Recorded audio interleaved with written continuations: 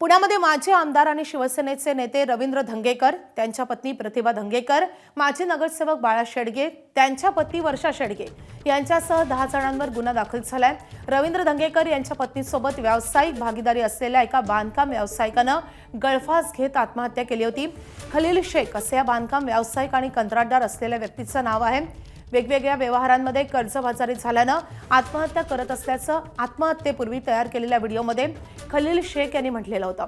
पुण्यातल्या लक्ष्मी रस्त्यावरच्या वक्फ बोर्डाच्या जमिनीवर बांधकाम प्रकल्प उभारण्यासाठी रवींद्र धंगेकरांच्या पत्नी प्रतिभा धंगेकर यांच्यासह आणखी 4 भागीदारांनी मिळून उत्कर्ष असोसिएट नावाची कंपनी स्थापन केली होती।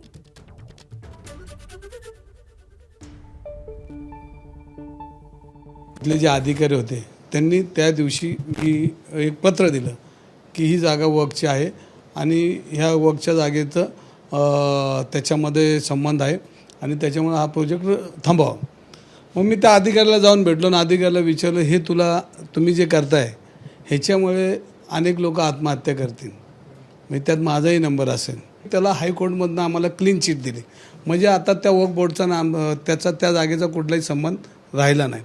पण मधल्या काळामध्ये 4 वर्ष प्रोजेक्ट रखडल्यामुळं जे असलेलं बँकेचं लोन, थांबलेलं काम आणि ह्या सगळ्या त्रुटी निर्माण झाल्यानंतर हा प्रोजेक्ट आमचा ढासळला। एबीपी माझा, उघडा डोळे बघा नीट।